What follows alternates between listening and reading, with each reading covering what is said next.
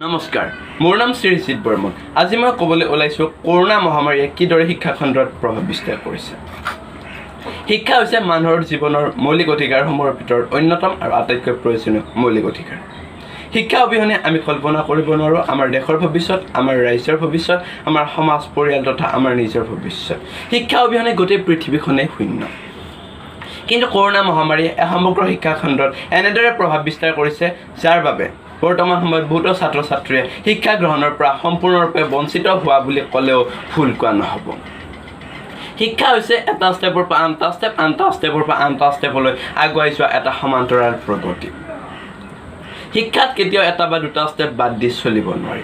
যদি আমি এই ক্ষেত্ৰত সূক্ষ্ম বিশ্লেষণ চলাবলৈ যাওঁ তেনেহ'লে 2020 চনত যিকেইগৰাকী ছাত্ৰ ছাত্ৰীয়ে উপযুক্ত বয়সত প্ৰথম শ্ৰেণীত নামভৰ্তি কৰিছিল তেওঁলোকে কিন্তু প্ৰথম শ্ৰেণীত অধ্যয়ন কৰিব নোৱাৰিলে, আৰু 2021 চনত তেওঁলোক আহি পালে দ্বিতীয়মান শ্ৰেণী বা 2 ক্লাছ। এনে অৱস্থাত কিন্তু তেওঁলোকে যে দ্বিতীয় শ্ৰেণীটো 2021 চনত অধ্যয়ন কৰিব সক্ষম হ'ব সেইটো সম্পূৰ্ণ অবাস্তৱ বুলি ক'লেও ভুল নহয়। শিক্ষা জীৱন উন্নত হ'বলৈ হ'লে শিক্ষা জীৱনৰ ভেটিটো মজবুত হ'ব লাগিব। যেনেকৈ ঘৰ এটা ভাল হ'বলৈ হ'লে ঘৰৰ ভেটি মজবুত হ'ব লাগে, তেনেদৰে শিক্ষা জীৱনৰ ভেটি হৈছে প্ৰথম মান আৰু দ্বিতীয় শ্ৰেণী। এই দুটা শ্ৰেণীতে ছাত্ৰ ছাত্ৰীসকলে অধ্যয়ন কৰে ক খ অ আ 1 2 3 4 1 2 3 বা ABCD। কিন্তু ছাত্ৰ ছাত্ৰীসকলক এইখিনি নিশিকাকৈ যদি 2022 চনত তেওঁলোকক তৃতীয় পৰ্যায়লৈ উন্নীতকৰণ কৰা হয় তেনেহ'লে আৰু তৃতীয় পৰ্যায়ত যদি তেওঁক ইংলিছ লেচন বা অসমীয়া পাঠ পঢ়িব দিয়া হয় তেনেহ'লে সেইটো জানো নহ'ব হাতী মাৰি ফুৰুকাত ফুৰোৱাৰ দৰে অৱস্থা। ইয়াৰ উপৰিও কিছুমান ছাত্ৰ ছাত্ৰী হেৰুৱাবলৈ ওলাইছে দ্বিতীয় সপ্তম অষ্টম বৰ্ষ, অষ্টম নৱম বৰ্ষ, কিছুমানে হেৰুৱাবলৈ ওলাইছে তৃতীয় চতুৰ্থ বৰ্ষ, কিছুমানে হেৰুৱাবলৈ ওলাইছে চতুৰ্থ পঞ্চম বৰ্ষ। যদিও আমাৰ সন্মানিত শিক্ষক মণ্ডলী অনলাইনৰ মাধ্যমেৰে শিক্ষা প্ৰদানৰ ব্যৱস্থা কৰিছে, তথাপি বৰ্তমান সময়ত এনেকুৱা বহুতো পিতৃ মাতৃ আছে যিকেইগৰাকীয়ে 1 লিটাৰ মিঠাতেল 1 কিলো আলু কিনি কেনেদৰে এসাঁজ ভাত খাব সেইটো তেওঁলোকৰ ভাবি ভাবি দিন যায় ৰাতি নোপোৱা অৱস্থা হৈছে। এনে অৱস্থাত তেওঁলোকে কেনেদৰে তেওঁলোকৰ সন্তানৰ শিক্ষা গ্ৰহণৰ বাবে এটা এণ্ড্ৰইড ফোন কিনি দিব? এইটো জানো আকাশত চাং পতাৰ দৰে কথা নহ'ব। ইয়াৰ পিছত যদি মই চাওঁ উচ্চ শিক্ষাৰ দিশলৈ, আমি সকলোৱে জানো অভিযন্তা অবিহনে এখন দেশ নিৰ্মাণ খণ্ডত কেতিয়াও আগবাঢ়িব নোৱাৰে। কিন্তু অলপতে মই নেটত পঢ়িবলৈ পাইছিলোঁ যে all India council for technical education চমুকৈ AICTE বন্ধ কৰিবলৈ ওলাইছে দেশৰ 179খন ইঞ্জিনিয়াৰিং কলেজ। এইটো তেওঁলোকে কয় যে ইয়াৰ একমাত্ৰ কাৰণ COVID-19। এইটো জানো আমাৰ সমগ্ৰ শিক্ষা খণ্ড তথা আমাৰ দেশৰ মানৱ জীৱন বা মানৱ জনসাধাৰণ বা আমাৰ দেশৰ উন্নয়নৰ বাবে ই জানো এক ডাঙৰ ক্ষতি নহয়?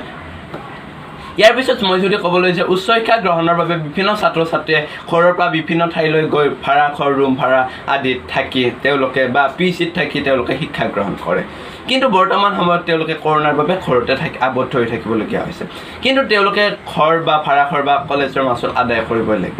যিকেইগৰাকী পিতৃয়ে এসাঁজ ভাত মোকলাব পৰা নাই, এসাঁজ ভাতৰ কাৰণে চিন্তা কৰিছে, তেওঁলোকে এই হোষ্টেল বা ভাড়া ঘৰ বা পেইন গেষ্টৰ মাচুল পৰিশোধ কৰাটো তেওঁলোকৰ বাবে হৈ পৰিব এক বৃহৎ প্ৰত্যাহ্বান।